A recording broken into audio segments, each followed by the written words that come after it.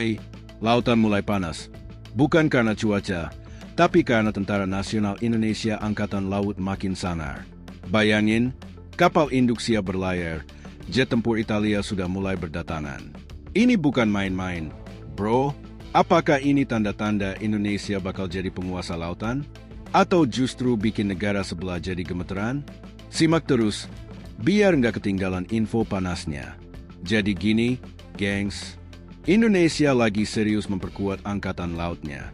Kalau biasanya kita lihat kapal perang doang, kali ini naik level. Kapal induk sudah siap, dan jet tempur dari Italia mulai berdatangan. Goks gak tuh? Jet tempur ini bukan kaleng-kaleng. Loh, dari Italia, bro, bukan cuma buat gaya-gayaan, tapi buat ngasih jaminan bahwa Indonesia nggak bisa dipandang sebelah mata.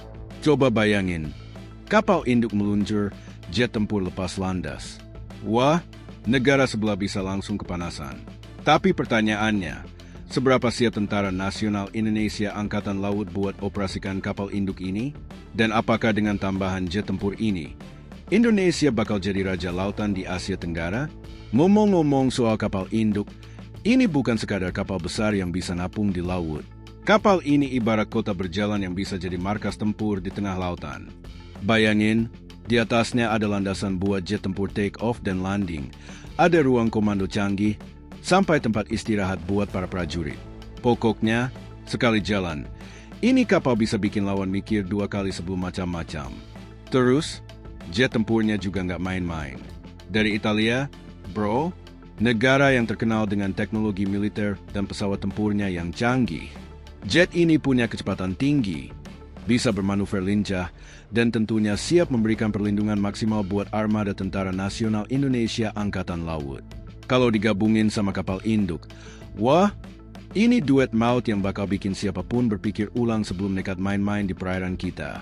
Tapi pastinya, ada tantangan juga. Operasi kapal induk dan jet tempur ini butuh kesiapan luar biasa, dari mulai pilotnya, teknisinya, sampai strategi pertahanannya. Latihan intensif bakal jadi kunci biar semuanya berjalan mulus. Karena kalau sampai salah koordinasi, wah, bisa-bisa mendaratnya nggak di kapal induk, tapi nyebur ke laut. Yang jelas, dengan penguatan armada ini, posisi Indonesia di kancah militer maritim makin diperhitungkan. Bisa jadi, ke depan bukan cuma kapal induk dan jet tempur Italia aja yang datang, tapi makin banyak alutsista canggih yang bakal memperkuat pertahanan negara. Jadi, gimana menurut kalian? Apakah langkah ini bakal bikin Indonesia makin disegani di lautan? Atau masih banyak tantangan yang harus dihadapi? Tapi tenang, bro, Tentara Nasional Indonesia Angkatan Laut nggak sembarangan dalam mengoperasikan kapal induk dan jet tempur ini. Ada serangkaian latihan militer yang sudah disiapkan, mulai dari simulasi pertempuran udara, manuver laut, sampai strategi pertahanan skala besar. Ini semua dilakukan biar setiap prajurit siap menghadapi segala kemungkinan di medan tempur. Bayangin aja, kalau dulu kapal perang kita lebih banyak buat patroli dan menjaga perbatasan, sekarang kita punya kapal induk yang bisa jadi pusat komando di tengah laut. Artinya, kita nggak cuma jaga wilayah sendiri, tapi juga bisa unjuk kekuatan kalau ada pihak yang coba-coba usik kedaulatan kita. Dan jangan lupakan efek psikologisnya. Begitu kapal induk ini resmi beroperasi, negara-negara lain pasti mulai waspada.